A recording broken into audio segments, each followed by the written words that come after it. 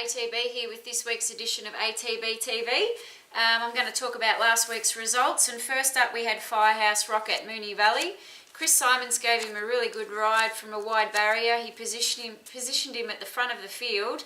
However, coming into the straight when he asked him to go, he just battled away and finished 10th.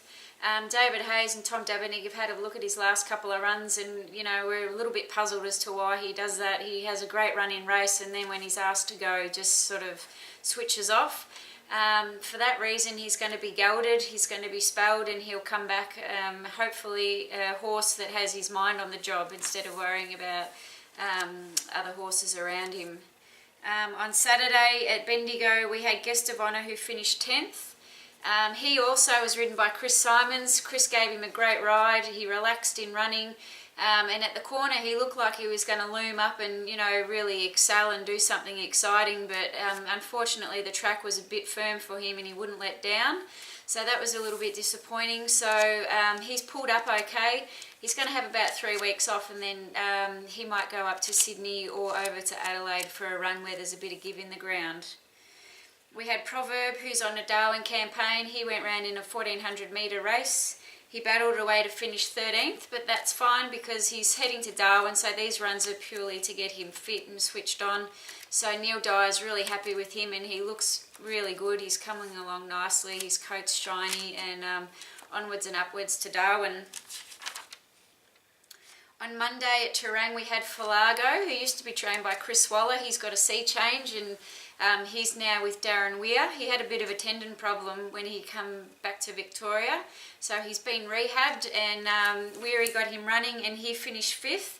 He was a little bit fat going into the race, so he'll strip fitter for the run, and we were really quite happy with him, so we'll be looking for him in the next couple of weeks to be racing again.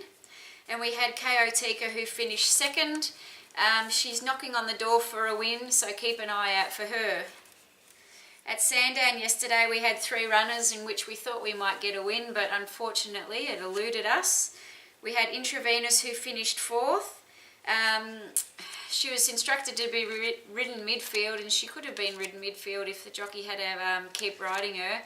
However, when you drop your hands on her, she seems to fall asleep and falls out the rear of the field, and that's what she did yesterday. Coming into the straight, her sectionals were exceptional. Very fast, but we're going to try her over more ground now, and she'll step up to 2,000 metres. Social Media finished 3rd. It was a really good run by her. She's battling away. She was unlucky last start. She didn't get a win, so keep an eye out for her. And we had Lyndon Doom finish 6th. I'm not sure whether she might have ran her race in the mounting yard beforehand. She gets pretty hot in the mounting yard, so something that Weir's going to have to work on there, trying to get her relax a little bit while she's at the races. And at Ipswich we had Benindi, which was our winner for the week. Tony Golan trained her, and she's come out and won. She won by about a neck, so we're really pleased with that, and we'll be looking to move her on now.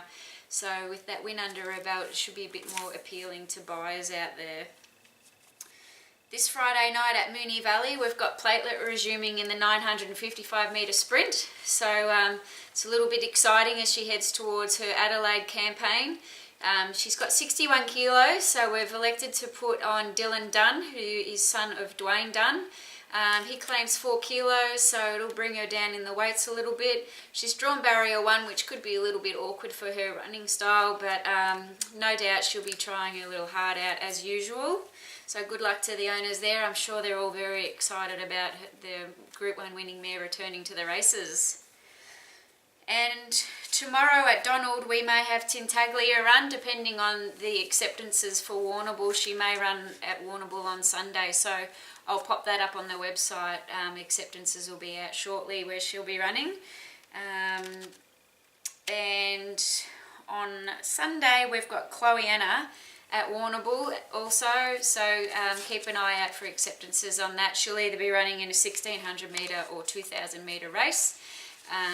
She might go okay too. She could be a top 3 chance. On Monday we've got the Last Angel racing at Swan Hill, knocking on the door for a win.